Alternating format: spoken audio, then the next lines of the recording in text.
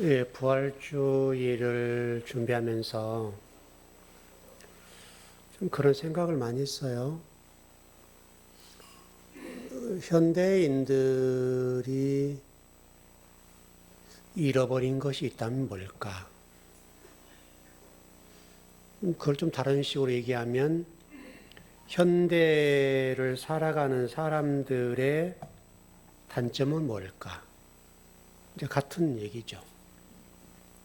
그것을 잃어버렸다는 것으로 이해하면 훨씬 쉬울 것 같아요. 그게 뭐냐면, 이건 개인적인 생각입니다만은 또 사람마다 생각이 다를 수 있으니까요. 저 개인적으로는 목사로 살아가면서 느끼는 그런 것들에 볼 수 있겠는데, 세상 사람들이나 또 성도들도 마찬가지 비슷한데, 다른 사람들의 말에 대해서 잘 안 듣는다는 거죠. 다른 사람의 말을 듣는다는 것은 어떤 유익이냐면요. 일단 내가 경험하지 않는 것들을 경험하게 되고요. 간접적인 것들이지만 또 다른 사람들의 삶의 여정들을 통해서 배울 게 많거든요. 근데 요즘 사람들은 여러분 요즘 카페들이 사람 많으니까 한번 보세요. 하여튼 굉장히 시끄럽고 거기다 술 한 잔만 또 들어가도 마찬가지고 굉장히 요란하거든요. 내가 누군가 말을 듣는다는 것보다는 말하는 것이 우선시 되는 것 같아요. 그러다 보니까 그 대화의 내용들이 물론 전부 그런 건 아니겠습니다만은 가볍다고 할까요, 표현이? 그러니까 속 깊은 이야기들을 나눌 수는 없는 거예요. 여러분, 예를 한번 들어볼게요. 여러분이 성경책을 읽는 목적, 또 설교를 듣고 성경을 공부하는 목적, 그게 뭘까요, 여러분? 여러분, 성경 속에는 물론 진리가 있죠. 그러나 그럼에도 불구하고 우리가 놓칠 수 없는 것은 성경 안에 등장하는 인물들이 있어요. 성경 안에 등장하는 인물들이 3만 명 정도 돼요. 그 3만 명의 인물들에 대한 삶의 여정들을 보는 거잖아요. 그러면 그 속에서 장점과 단점을 볼 수가 있고 그걸 통해서 우리 인생사를 공부할 수가 있어요. 우리 진리를 떠나서 얘기하는 겁니다.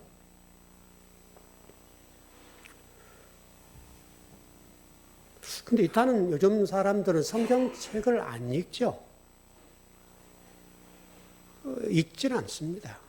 그냥 주일날 교회 오면서 들고 오는 게 성경책이죠. 근데 그렇게 성경책과 우리가 가깝지가 않은 것 같아요.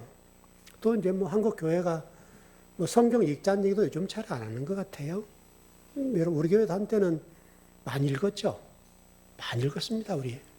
1년에 몇 독씩 했었으니까 많이들 읽었죠. 성경책을 읽지 않거나 성경 말씀을 공부하지 않게 되면 그것은 타인의 삶에 대한 간접 경험들을 못 배우죠.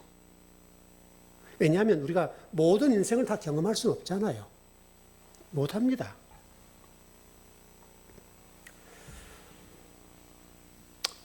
다른 사람의 인생을 들여다본다는 것은 어떤 유익이냐면요. 내가 인생을 살아가면서 실패할 확률들을 줄여줘요. 실패할 수 있는 것들을 이렇게 줄여준다고요. 그런 유익이 있어요. 근데 현대인들은 어떤 쏟아놓는 말들이 인생을 담아 있거나 철학적이거나 또 깊은 내면 속에서 나오는 어떤 이야기랄지 이런 어떤 뭐 담론들 이런 것들을 얘기할 수 있는 그런 분위기가 조성되어 있지 않는 것 같아요. 제가 이렇게 좀 생각을 해봤어요. 코미디와 개그의 차이가 혹시 뭘까요? 우리 젊은 세대는 개그를 좋아하고 연세 드신 분들은 옛날 코미디언들 했던 것들을 좋아하는데 뭐 제가 나이는 많지 않습니다만 제 나름대로 판단을 해볼 때 개그와 코미디의 차이가 뭐냐면 코미디에는 해악이 들어있고요. 개그에는 그냥 겉에 치는 소리, 그냥 깔깔거리고 웃는 정도 수준. 그런 것이 아닐까. 뭐 정확하게 제가 분석했는지 모르겠습니다. 좀 자극적이거나 말초적인 신경을 건드려주는 그런 것들. 그런 게 아닐까. 그래서 저는 전혀 개그를 안 봅니다. 옛날에는 여러분 누구예요? 송혜 씨나 또 뭐 누구예요? 이제 이름도 다 잊어버렸습니다만은 그런 분들이 그 코미디를 할 때는 해악이 있고 인생이 담겨져 있고 희로애락이 있고 그랬잖아요. 그때는 참 재밌었던 것 같아요. 근데 저는 지금 전혀 개그 프로그램을 보지 않습니다. 우리 좋아하는 것은 우리 주아가 칼칼칼칼하고 웃고 좋고 막 난리를 치거든요. 근데 저는 쳐다보기 왜 웃지 하는데 걔는 좋아 죽어요. 그런 거 아닌가 싶어요. 그러니까 다른 사람의 말을 듣지 않고 자기 말하기를 좋아한다. 이게 신앙생활에도 영향을 끼쳐요. 물론 연세 드신 분들 좀 다른 차이가 있겠습니다만은 하나님 말씀이라고 하는 것들도 내가 드려야 될 거 아니에요. 그래서 쉐마 이스라엘, 들으라 이스라엘아. 이게 쉐마의 출발이거든요. 그러니까 하나님이 이스라엘 백성들에게 살 길을 가르쳐 주시면서 첫 번째 일성이 뭐냐면 쉐마 이스라엘. 이스라엘아 들으라. 들으라 이스라엘아. 요거예요. 그러니까 듣는다는 것이 그렇게 중요하다는 거예요. 여러분 뭐 제가 인생을 살다 보니 어떻게 목사의 자리에 있어서 이런 설교하는 자리에 서 있습니다만은 저는 평소에는 이렇게 조잘조잘 해본 적이 없어요. 안 해요. 공부하고 성경을 연구하고 뭐 그런 시간은 있어도 누구하고 막 만나서 그래 저는 제 주변에 아무도 없어요. 오직 성경 공부하는 것 외에는 아무도 없는 거예요. 뭐 대학교, 신학대학원 친구들이랄지 뭐 동기들이랄지 또 뭐 고등학교, 뭐 대학교, 뭐 초등학교 친구들이 아무도 없어요. 왜? 제가 할 길이 성경을 연구하는 길이었기 때문에 그들과 만날 수 있는 이 접점이 하나도 없었어요. 오직 저는 의자에 앉아서 공부하는 거예요. 어떻게 보면 굉장히 무미건조하잖아요. 근데 그 말씀을 연구하는 것이 제 인생에 있어서 가장 복된 거라고 저는 생각을 해요. 무엇보다도 중요한 것들을 성경 말씀 통해서 배울 수가 있고 또 그걸 성도들이 가르쳐 준다는 것은 어떤 것보다도 행복한 일이거든요. 왜? 성도의 인생을 바꿔놓을 수 있으니까. 여러분 예를 들어서 우리가 지난 금요일에 공부했던 것처럼 우리 창세기 49장 이제 50장 거의 끝나가는데 이제 사사기를 공부하려고 제가 지금 준비를 하고 있잖아요. 그 이제 마무리를 제가 하고 있는데 제가 그 간 얘기를 하다가 여러분들에게 그런 말씀을 드린 기억이 있어요. 갓에 관해서 야곱이 축복을 하는데 네가 쫓김을 당하는데 그런 하나님은 너에게 그들을 쫓아갈 수 있는 복을 주겠다. 그래서 추적한다. 이런 단어를 썼어요. 추적. 그게 갓이라는 단어와 거의 어근이 똑같거든요. 그렇게 보는데 근데 그 내용에 있어서 복이라고 하는 것들을 정의를 내릴 때 복은 어떻게 받는가? 이 초점이었어요. 하나님이 갓에게 복을 주시는데 그냥 주지 않고 전쟁에 추적한다는 단어 자체가 전쟁한다는 거예요. 공격한다, 전쟁한다는 뜻이에요. 그러니까 하나님이 가세에게 복을 주는 조건이 뭐냐면 내가 너를 시험한다, 전쟁한다 이 이야기예요. 그러면 전쟁의 내용이 뭐냐? 그래서 그 뒤를 이런 단어가 있어요. 그 뒤를 추적하리라 이렇게 돼 있는데 그 뒤라고 하는 단어가 우리 번역이 잘 안 돼 있죠. 근데 이 단어의 원문을 보면 뭐라고 돼 있는가 하면 아카브라는 단어예요. 아카브라는 단어가 여러분 별것 아닌 것처럼 볼지 몰라도 이 아카브라는 단어란 어근이 똑같은 게 어떤 유래가 똑같은 게 뭐냐면 야곱이에요. 야곱. 야곱의 뒷발꿈치. 그러니까 그 뒤를이라는 단어는 야곱의 발꿈치랑 단어와 똑같은 단어예요. 그러니까 하나님이 갓과 우리들에게 전쟁을 하시는 이유가 뭐냐?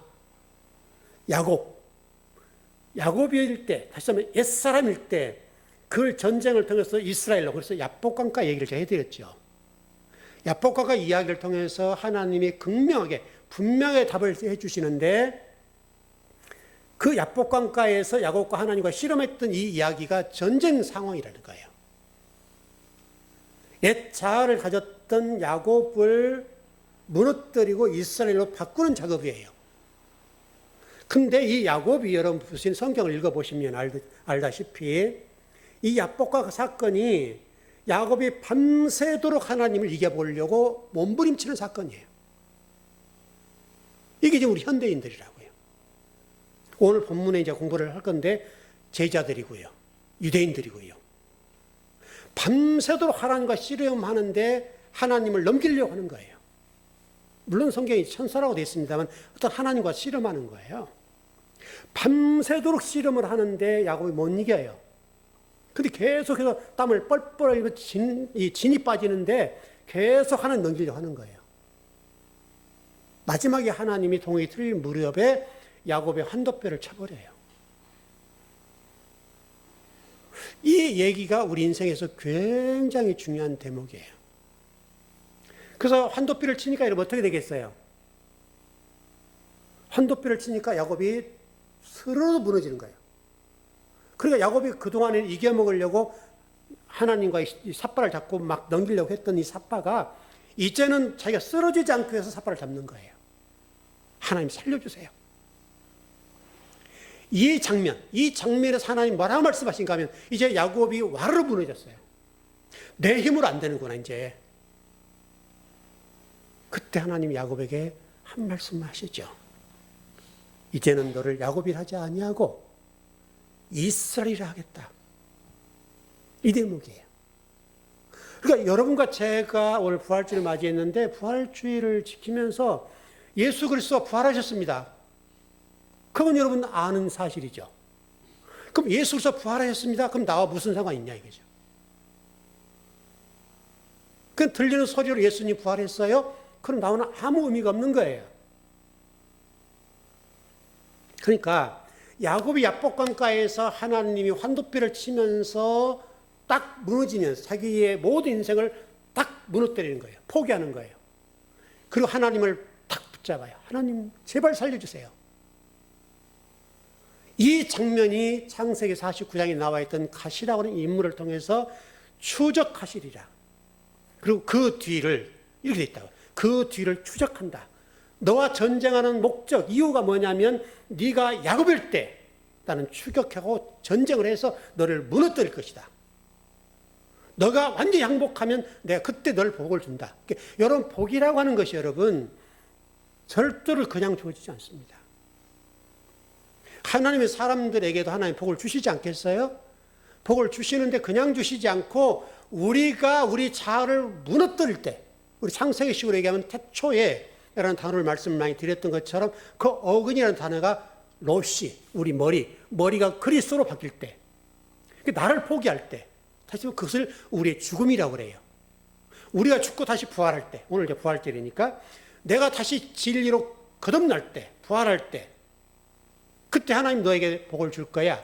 그러니까 여러분 인생을 살아가면서 여러분 복을 받고 싶으신 분들은 내 자아와 내 생각과 내 가치관들을 내려놓으면 하나님의 복을 주신다는 거예요. 여러분 아버지와 우리 관계는 아들 관계잖아요. 아버지가 아들이 잘못된 걸 원할 수 있습니까, 여러분? 여러분들이 허리띠를 졸라매는 이유가 왜 그래요? 저도 목사로 살아가죠. 그래 불구하고 저도 허리띠를 졸라매요. 10원 한 장을 아끼면 살죠. 왜 그렇습니까, 여러분?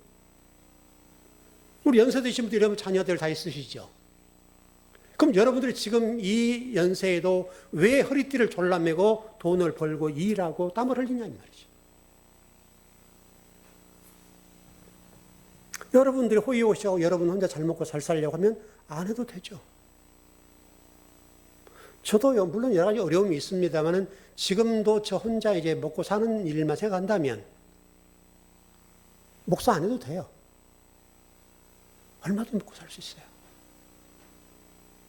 그러니까 우리 이제 모든 성도들 마찬가지입니다만은 여러분이 지금 땀을 흘리고 일을 해야 될 이유는 나 혼자 잘 먹고 잘 살아야 다 이것 때문에 하는 거 아니잖아요. 조금이라도 우리 아들, 딸들에게 조금이라도 물려줘서 여러분들이 나중에 나와 같은 가난을 대물림하지 않고 그 고생하지 않고 살 수 있는 길이 뭘까? 여러분 그 생각도 하는 거잖아요.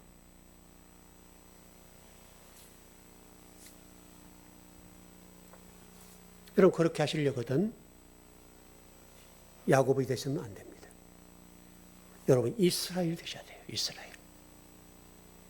우리가 여러분 교회에서 형통의 복이라고 하는 관점으로 설교를 제가 오랫동안 해드렸습니다만은 그 모든 것의 결정적인 결론이에요. 우리가 야곱으로 사는 동안에는 하나님 여러분 복을 주고 싶으시지만은 복이 올 수가 없어요. 그래서 그때 우리 공부할 때 이게 형통하는 복에 공부할 때 이게 막힌다고 그랬잖아요. 이게 막혀 있어요. 이 막힌 걸 뚫어야 되거든요. 그 뚫는 방법이 뭐냐면 이스라엘 되셔야 돼요. 그래서 형통한다. 하나님의 저와 여러분들이 형통하는 삶을 원하세요. 그런데 형통한다고 하는 것이 그렇게 만만하지가 않아요. 왜? 우리는 우리 자아가 강해요. 내 의지와 내 노력으로 한번 살아보려고 몸부림을 치는 거예요. 우리 신앙생활 함에도 불구하고 신앙 따로 내 삶 따로예요. 그래서 이 부활이라고 하는 의미가 그래서 의미가 없는 거라는 거예요. 여러분 뭐 성도들 가운데도 사업을 하시다가 어려울 수 있죠. 여러분 그렇지 않습니까?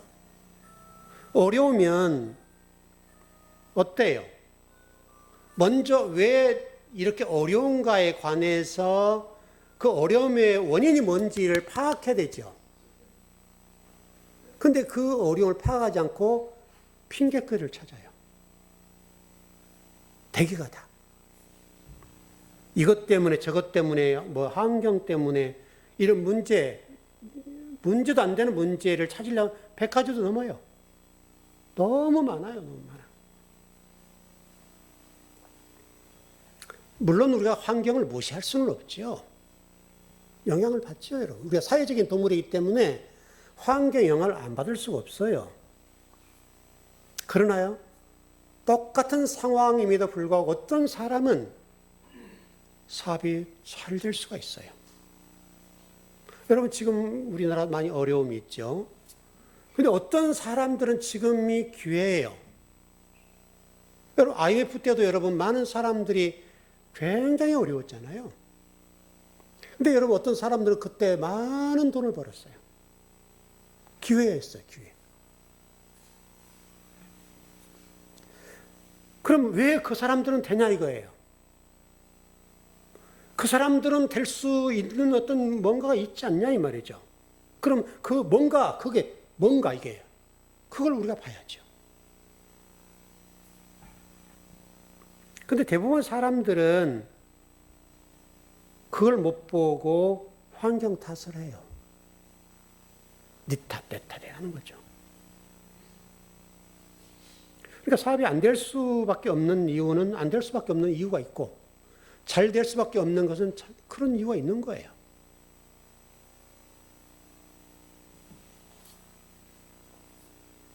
그럴 땐 여러분 조용하게 분석하고 물어보고 질문하고 원인이 뭔가? 그럼 다시 원래 기본으로 돌아가야죠. 기본으로 돌아가면 그러면 뭔가가 찾아지겠죠. 그렇지 않겠어요? 오늘 여러분 부활주를 맞이해서 우리 이제 집사님이 아침에 저라고 특별하게 이렇게 두 개를 주셨습니다. 감사를 드리는데. 근데 원래는 여러분 이렇게 우리가 삶은 달걀이죠. 이제 이게 보관상에 문제가 있고 그래서 이렇게 하는 건데 원래는 생단갈이어야 돼요. 그래야 부활의 의미가 있는 거잖아요. 그런 건데 많은 교회들이 지금 부활절을 지키고 있습니다. 그러나 예수님 부활하셨다. 여러분의 평화가 있기를 원합니다. 이런 메시지일 거예요. 핵심은 그거잖아요. 부활하셨습니다. 그리고 여러분의 평화가 있기를 원합니다. 이게 모든 메시지의 핵심일 거예요. 그러나 여러분 교회 문을 나서는 순간 성도들은 근심하고 돌아가는 거죠. 마음적으로 교회에서 예배드릴 때 그래 평화가 임했으면 좋겠다. 소원이죠. 그러나 교회 문을 나서는 순간부터서 근심 걱정이 많죠. 삶이니까. 여러분 오늘 본문의 말씀을 한번 보면 그런 얘기예요. 오늘 전체를 다 읽지는 못했습니다만 전체 내용이 뭐냐면 눈먼 자 이야기를 하고 있어요. 눈먼 자 우리 지난번에 공부했던 것처럼. 그러니까 예수님이 말씀하시는 생각과 제자들과 유대인들이 생각하는 생각이 달라요. 똑같은. 그래서 이게 빨갛다라고 하는 이 이야기를 예수님이 하셨다고 하자고요. 예수님이 이게 빨갛다고 얘기하는데 제자들과 유대인들은 이 빨간색을 못 보고요. 하얗다라고 보는 거예요. 왜? 자기 생각이 하였으면 원해서요. 자기 생각은 하얀 거예요. 하얘니까 이게 안 보이는 거예요. 그래서 예수님이 눈먼 자라고 얘기하는 거예요. 보는데 못 보는 거예요. 그 얘기가 오늘 핵심이에요. 그러니까 이게 빨갛게 보이려고 하면 예수님 말씀이 빨갛다고 말씀하셔서 이게 보이려고 하면 자기의 껍질을 깨고 나와야 될 거 아니에요. 그러니까 자기 생각으로 모든 걸 보면 그 생각으로밖에 안 보이는 거예요. 그래서 눈먼 자에게 진리를 가르쳐 주시는데 진리 말씀을 자기식으로 해석하는 거예요. 자기 생각으로, 자기 가치관으로, 자기의 지식으로 판단하고 해석을 하니까 전혀 다른 얘기가 돼버리는 거예요. 바로 그 얘기예요. 그러니까 자신들로부터서 빠져나오지 못하고 자신들의 생각 속에서 예수님 말씀을 듣기 시작하면 예수님 말씀이 말씀하는 바를 이해를 못하고 깨닫지도 못하고 100이면 100사람이 다 다르게 듣는 거예요. 이게 사실 현실의 문제예요. 이게 우리들의 모습이기도 하고요. 그러니까 부활절을 지키면서 우리가 꼭 놓치지 말아야 될 거 아까 제가 말씀드렸던 것처럼 아케부, 야곱에서 야복강가에서 야곱이 이스라엘로 바뀌었던 이 상황이 되는 것이 부활인 거예요. 그러면 하나님과 전쟁하지 않아요. 여러분 샬롬이라는 단어도 제가 설명을 드렸던 것처럼 샬롬 그러면 평화가 있기를 원합니다. 유대인들에게 인사를 한다는 거잖아요. 평화가 있기를 원합니다. 우리는 다 이제 그렇게 이해하는 거죠. 그러나 샬롬의 진짜 의미는 그런 게 아니에요. 샬롬이라는 단어 자체가 하나님과 전쟁하지 맙시다예요. 전쟁한다는 얘기는 야곱이라는 얘기거든요. 야곱이라는 상태로 있는 상태로는 평생 하나님과 전쟁만 하는 거예요. 하나님과 싸우는 거예요. 하나님을 이겨먹으려고 하는 거죠. 그럼 하나님이 주신 복도 누리지 못할 뿐만 아니라 우리가 부활의 삶을 살아야 되고 부활체로 살아야 되고 천국을 경험하는 삶을 살아야 되겠는데 그런 것들은 아예 우리에게 이루어지지 않아요. 이게 이제 안타깝다는 거예요.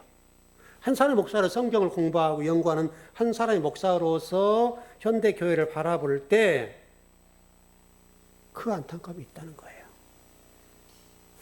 제가 여러분 그 예를 하나 들어보겠습니다.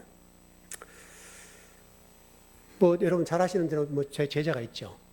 뭐 요즘은 뭐 그렇게 대화하지 않는데 뭐 올해 한 2월 달인가 한 만난 적이 있어요.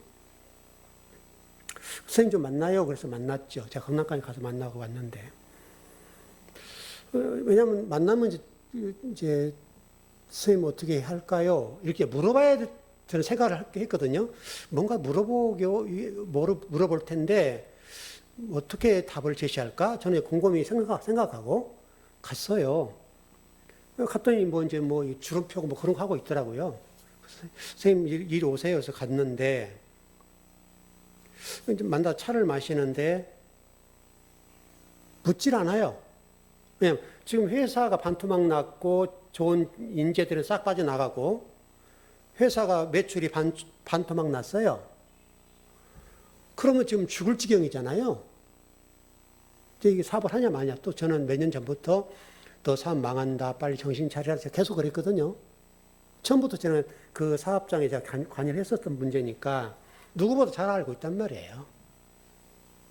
저는 이제 그래서 답을 제시를 하기 위해서 준비하고 갔더니 하는 얘기가 엉뚱한 얘기만 하고 있는 거예요. 그럼 제가 어떻게 했겠어요? 아무 말 안 했죠. 듣는 자세가 돼 있지 않기 때문에 한마디 안 했어요. 그러냐? 그리고 차 마시고 왔어요. 이건 말할 이유가 없죠. 이게 우리 신앙생활 똑같단 말이죠. 적어도 제가 성경을 공부하는 목사고 제자의 어떤 사업의 모든 부분들을 낱낱이 알고 있고 처음 출발 때부터 저의 조언을 통해서 성장해 왔던 회사고 또 지금도 제가 계속해서 그 신랑과 그 제자에게 이 사업장 이렇게 하면 망한다. 너희를 정신 차려라. 수없이 말해왔고 또 우리 교회에서도 어떤 부분을 설명을 드린 적도 있고 그런데 어떤 제가 오늘 부활절 맞이를 생각해 보기를 그럼 이 아이는 왜 나에게 묻지 않을까? 이 생각을 해보는 거죠. 부활절이니까 배부른 거예요. 헝거리 정신을 잊어버렸어요. 왜냐하면 자기 위에가 아무도 없어요. 자기가 대빵이에요, 대빵. 자기 위로는 아무도 없는 걸 보이는 거예요. 안 보이는 거예요. 그리고 직원들한테도 그냥 막 함부로 해대고 난리를 쳐버린 거죠. 그 직원들이 목견을 다 나가는 거예요. 좋은 사람들이 다 떠났어요. 그럼 결국은 회사가 망할 수밖에 없는 길이 열려 있다는 거예요. 그러니까 우리 신앙도 똑같아요, 저는. 신앙생활도 실질적으로 여러분 성경 말씀을 듣고 설교를 듣는 이유가 왜 그래요? 하나님 말씀을 들으려고 그런 거잖아요, 여러분. 하나님 말씀을 듣는다는 전제는 뭐냐? 나를 내려놔야 되거든요. 제가 여러분 성경을 공부할 때 가장 핵심 뭐예요? 원문을 분석하고 이게 무슨 말씀인가? 그 당시 배경은 뭔가? 언어적인 습관은 뭔가? 생활 풍속은 뭔가? 다 종합해서 해석을 하는 거잖아요. 해석을 하는 건데 성경을 해석할 때 가장 문제가 뭐예요? 저예요, 저. 신학을 했어요. 그것도 우리 한국에서 가장 좋은 신학을 했어요. 또 잘했어요, 공부도. 성경도 어느 목사님 빠지지 않을 만큼 10년을 읽었어요. 밤낮으로. 그러면 성경에 관해서는 어느 목사님보다 많이 알아요. 거기에 제가 딱 빠지면요, 성경 못 가요. 분석 못 해요. 해석을 못 해요. 그동안에 저도 많은 사람들 통해 배웠고, 또 많은 논문들, 또 정말 성경 꽤나 잘 가르치는 목사님들의 강의, 그걸 제가 다 기록해 가면서, 여러분 하루, 3일에 한 번씩 머나미 볼펜, 그게 다 달아질 정도로 3일에 한 번씩 제가 썼어요. 볼펜 하나를. 얼마나 많이 공부를 했겠어요, 여러분. 그러면 그 공부 안에 제가 딱 갇히면 성경 해석 못 해요. 근데 성경을 해석할 때 첫 번째가 뭐냐면 그 모든 것들을 다 내려놔야 돼요. 저의 학문, 지식, 성경 읽는 거, 성경 수많은 논문 읽은 거, 수많은 목사님들 통해 배웠던 거 다 내려놔야 돼요. 여러분 그거 안 내려놓으면요 성경 한 구절도 못 나가요. 거기에 샘해버려요. 그게 어려워. 그거 내려놓는 게 어려워요. 근데 감사한 게 뭔지 아세요? 하나님 내려놓게 하세요. 그게 너무너무 감사한 거예요.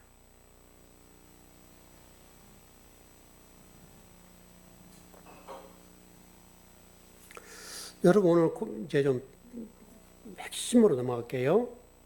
오늘 9장 8절 읽었습니다. 그 이야기가 뭐냐면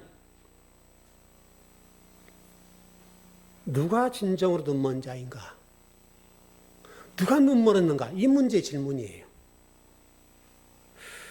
근데 오늘 본문에 보니까 이런 뭐라고 되어 있어요? 눈먼 자가 앉아서 구걸한다라고 되어 있죠. 구걸. 구걸한다는 의미는 이해하시죠, 여러분? 쉽게 설명 거지라는 거예요. 거지. 근데 이 구걸이라고 하는 것이 여러분 거지로만 되어 있지 않고요. 간구한다. 간구. 어디를 향해서? 하나님을 향해서 간구한다. 물론 이 간구라고 하는 것도 의미가 다를 수 있겠는데 간구한다는 것은 좋은 의미잖아요. 기도하는 거니까. 간구하는 기도한다는 말이잖아요. 기도한 거니까 굉장히 좋은 말인데 그 기도가 또 다른 의미인 거죠. 정말 진리 안에서 기도할 수 있고 그러니까 하나님의 뜻이 이 땅에 이루어지길 원합니다라는 기도가 있을 수 있고 내 소원을 아뢰는 기도가 있을 수 있죠. 여기서 기도는 뭐냐면 내 소원을 하나님께 아뢰는 거예요. 여러분 아까 우리 주기도문 했던 것처럼 아버지의 뜻이 하늘에서와 같이 땅에서도 이루어지게 하소서. 오늘 우리에게 일용할 양식을 주시고 양식 달라는 게 이런 밥 달라는 말이 아니라 말씀 달라는 거거든요. 그러니까 기도가 뭐냐면 이런 기도가 하나님 나에게 복을 주세요. 내 자녀 잘 되게 해주시고 뭐 서울대 뭐 법대 가고 의대 가게 해주세요. 이게 기도가 아니에요. 아버지 뜻을 이 땅에 이루는 것. 그게 기도예요. 그런데 지금 제자들과 관계 속에서 오늘 말씀하는 부분을 보니까 마치 그 눈먼 자가 지금 구걸하는 입장으로 설명을 하고 있는데 기도하고 있고 근데 자기의 목적을 이루기 위한 기도를 하고 있다. 이렇게 보는 거예요, 성경이. 특별히 여러분 오늘 그 요한복음 9장을 해석하는 데 있어서요. 다른 공간복음 이 부분과 같이 보면 명확하게 볼 수가 있겠는데요. 마가복음 말씀에 보면 마가복음 안에 이 문제가 명확해요. 마가복음은 3막으로 되어 있어요. 3막인데 여러분 마가복음 여러분 아시는 대로 16장이지 않습니까? 16장으로 되어 있는데 마가복음 8장의 말씀을 보면 마가복음의 핵심 구절, 핵심 장이에요. 한번 가보시죠. 마가복음 8장 29절입니다.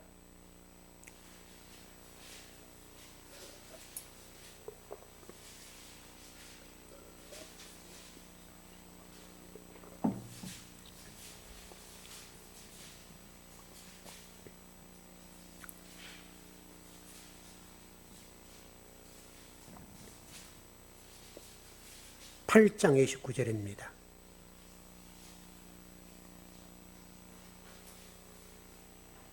네, 같이 한번 또 시작. 또 물으시되 너희는 나를 누구라 하느냐? 베드로가 대답하여 이르되 주는 그리스도시니라 하매. 아름다운 본문이죠. 이게 지금 마가복음 중심이에요. 핵심이란 말이죠. 그런데 여러분, 베드로가 지금 예수님께서 너희들은 나를 누구라 하냐? 이게 물으셨을 때에 대한 답변이죠. 답변인데 베드로가 대답을 참 잘했어요. 주는 그리스도십니다. 이렇게 했다는 거예요. 여러분 그런데 8장 22절 26절 한번 가봐요. 마가복음입니다. 이 앞에 본문이죠.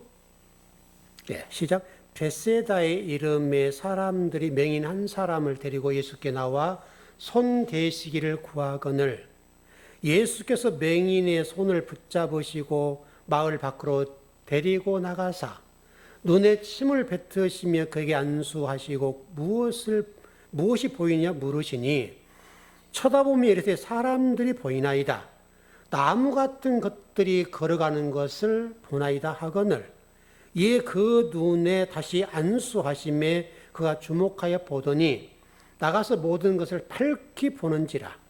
예수께서 그 사람을 집으로 보내시며 이르시되 마을에는 들어가지 말라 하시니라.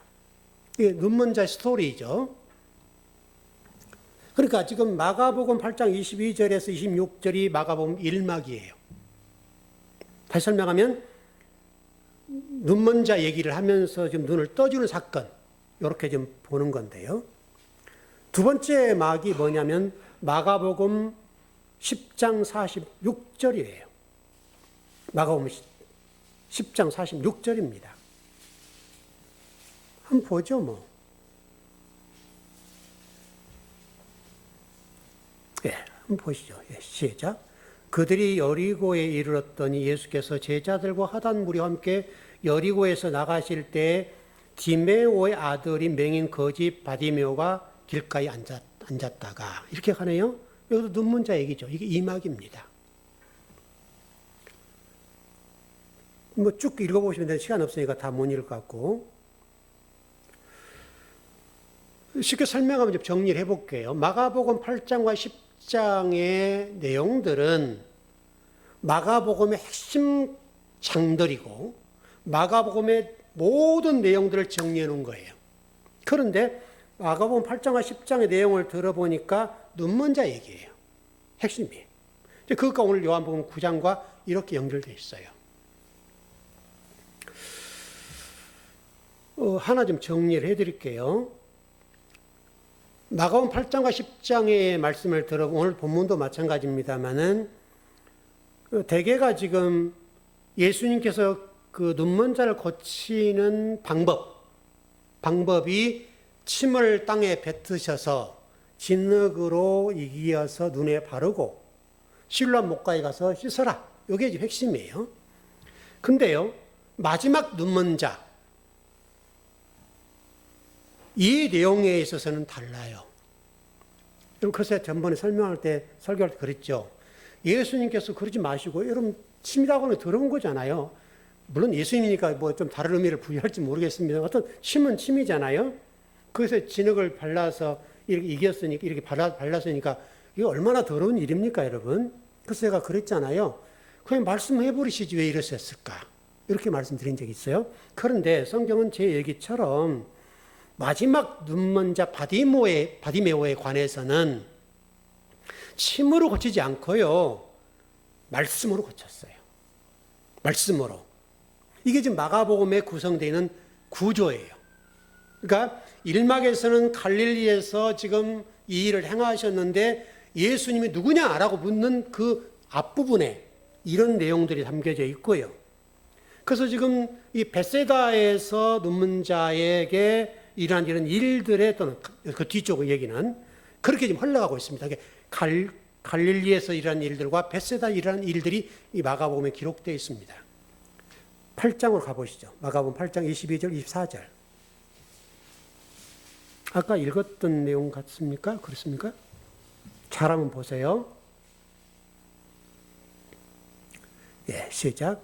벳세다 이름의 사람들이 맹인 한 사람 데리고 예수께 나와 손대기를 구하시거늘 예수께서 맹인의 손을 붙잡으시고 마을 밖으로 데리고 나가사 눈에 침을 뱉으시며 그에게 안수하시고 무엇이 보이냐 물었더니 쳐다보며 이르되 사람들이 보이나이다. 나무 같은 것들이 걸어가는 것을 보나이다 하거늘.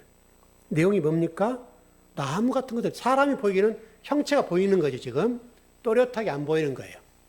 형체만 보이고 나무 같은 것들이 보인다. 눈먼 자의 상태가 어떤 거냐면 희미하게 보인다. 그런 의미예요.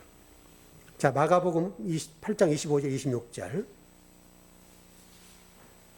예, 시작. 이에 그 눈에 다시 안수하심에 그가 주목하여 보더니 나가서 모든 것을 밝히 보는지라. 예수께서 그 사람을 집으로 보내시며 이르시되 마을에는 들어가지 말라 하시니라. 좀 즉시 치료해 주시죠. 그런데 지금 마을로는 들어가지 말라. 이렇게 지금 말씀하시죠. 그리고 지금 마가복음 8장 29절에서 예수님께서 제자를 물으시는 얘기고, 그리고 베드로가 대답하기를 주는 그리스도입니다. 이렇게 답한 내용이에요. 그 앞부분의 내용과 뒷부분이 이렇게 흘러가는 거예요. 그래서 어떻든 보시자고요. 정리를 하자면 베드로가 지금 고백하고 있죠. 여러분, 주님은 그리스도입니다라고 고백했으니까 굉장히 멋진 고백을 했죠. 그럼 예수님께서 지금 느끼는 예수님에 대한 고백과 베드로의 고백에 이 갭이 있었을까 없었을까요? 예수님 느낄 때, 우리 말고. 지금 성경이 얘기하고 싶은 것은 베드로가 고백은 멋있겠잖아요. 그런데 예수님이 베드로의 이 고백을 보시면서 말씀한 게 생각한 게 뭐냐면 너의 고백은 온전하지 않다. 왜? 그래서 앞부분에서 희미하다라고 성경이 얘기한다는 거예요. 이런 무슨 의미냐? 성경 흐름상. 마가복음 8장 31절로 한번 가봐요.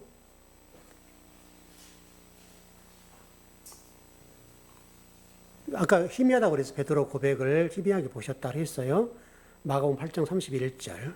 시작. 인자가 많은 고난을 받고 장로들과 대제사장들과 서기관들에게 버림받아 죽임을 당하고 사흘 만에 살아날 것을 비로소 그에게 가르치시되, 무슨 얘기예요? 지금 예수님께서 이 장로들과 대제사장의 서기관 버림받았는데 제자들에게 얘기하는 내용이죠. 나 곧 죽는다? 그 얘기 한 거예요, 지금. 그리고 나 사흘 만에 살아난다라고 얘기를 하는 장면이거든요. 근데는 베드로가 나 죽는다는 얘기만 들었어요.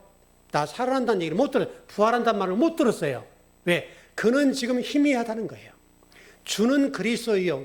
우리 마태복음 보면 주는 그리스도 살아계신 하나님의 아들입니다까지 나가지만 마가복음에서는 주는 그리스도입니다라고 고백을 했죠.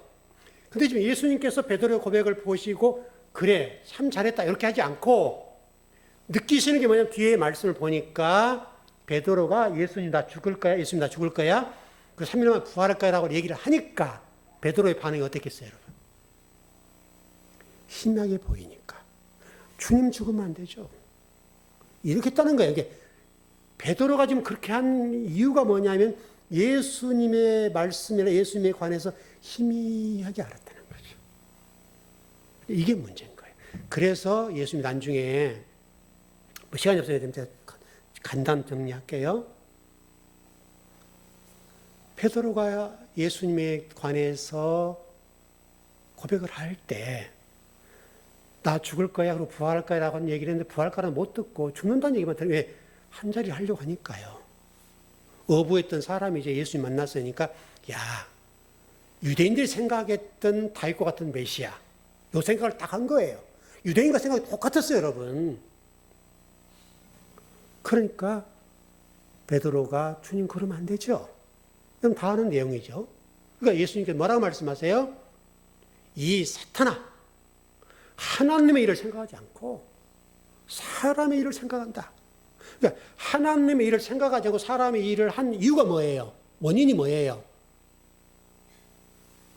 진리나 예수님에 대해서 희미하게 본다는 거예요.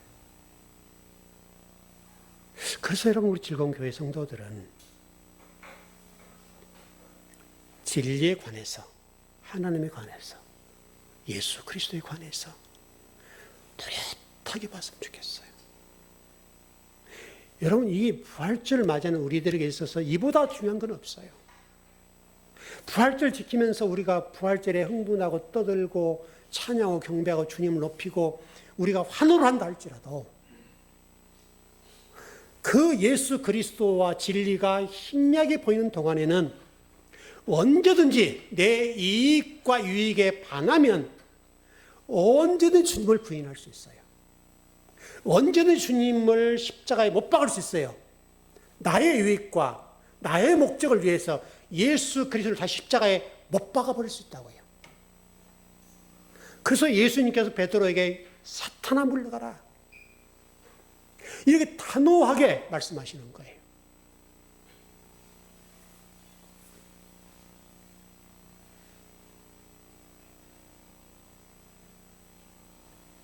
저와 여러분이 오늘 이 부활절을 맞이해서요, 그동안 쭉 공부해 왔던 대로 여러분들은 예수님을 뚜렷하게 보셔야 돼요. 본다는 의미는 야고보로 얘기한다면 환도뼈를 맞고 주님, 아버지 다 살려주세요. 다 죽었어요. 나는 내 힘으로 살 수 없어요. 이 상태. 그래서 죽어야 보는 거예요. 성경 그래서 하나님을 보는 자는 죽는다라고 돼 있다고요. 보면 죽는데 죽는 자만 볼 수 있는 거예요. 그 얘기예요. 적어도 우리 즐거운교회에서 신앙생활 하신 여러분들은 아케브라는 단어를 놓치면 안 돼요. 아케브. 야곱의 뒷 발꿈치 그걸 붙잡으면 안 된다는 거죠. 옛 야곱. 그 상태로는 야복 강가에 머물러 있는 거예요. 야복 강가를 건너야 돼요. 건너야 이스라엘 되는 거예요. 그러면 건넌다는 말은, 강을 건넌다는 말은 죽음이라는 거예요, 여러분. 그래서 우리 천국을 갈 때 요단강을 건넌다라고 얘기하잖아요, 여러분. 요단강을 건넌다는 말은 우리가 죽어야 가는 것이 천국이라는 거예요. 그 죽어야 된다는 것은 물리적이고 지금 생물학적인 얘기가 아니라 지금 여러분들이 신앙생활 하는 동안에 내 자아와 내 생각과 내 가치관들이 성경에 부딪히지 않아야 된다는 거예요. 죽어야 된다는 거예요. 그러면 여러분들 오늘 부활질 의미가 있을 거예요. 여러분 모두가 우리 즐거운교회에서 오늘 예배하신 여러분들은 오늘 이 시간에 천국이 되셔야 돼요. 하나님 나라. 하나님 나라, 하나님이 다스림 있는 곳, 하나님 말씀 있는 곳, 그게 하나님 나라잖아요, 여러분. 그걸 놓치지 마시고 주님이 여러분의 주인이 되는 그런 복이 넘치기 바랍니다. 기도하겠습니다.